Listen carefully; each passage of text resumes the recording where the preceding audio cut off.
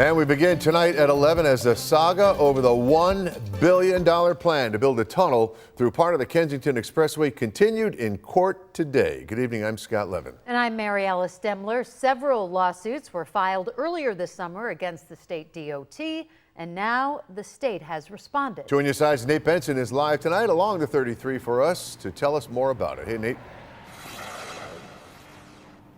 Yeah, Scott and Mary Alice, the New York State DOT is asking a judge to dismiss this case, and they maintain through their court filing that they've conducted all the environmental studies necessary for this project. The lawsuits boil down to whether or not the state DOT conducted thorough environmental studies on the planned 4,100-foot tunnel between Best Street and Sydney Street. Those who filed the lawsuit said the DOT did not. The state is saying, yes, we did. Legal analyst Barry Covert tries to untangle the legal jungle that is this case. So we've got a lot of very technical challenges, but the state has gone after each one and said, no, we think that we've complied with every law that's applicable to this.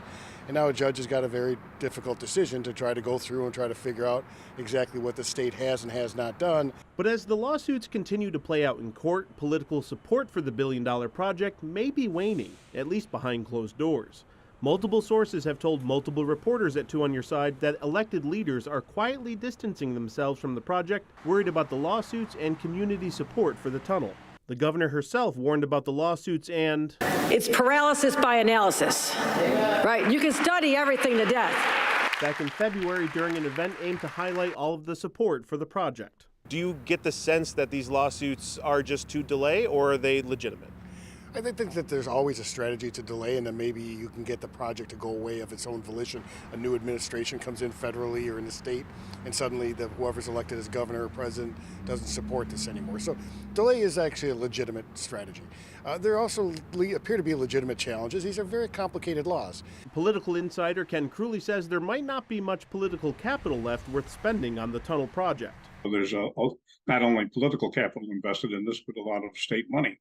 People are going to have to think about whether that it's worth pursuing or how far they want to extend their political capital on something that has some serious concerns in the community. When my colleague Ron Plants asked the DOT on Tuesday about a construction update, a spokesperson said the department continues to advance the Kensington Expressway project and looks forward to breaking ground later this year. New York State DOT is committed to continuing to engage with the community as we progress this transformative project, and we will keep the public apprised of further developments. They sent me the same exact statement, word for word, on August 9th as well.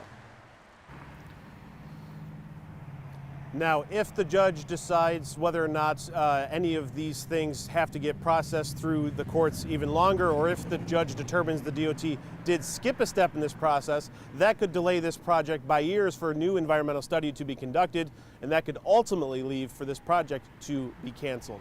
Live and on your side along the Kensington, Nate Benson, Channel 2 News.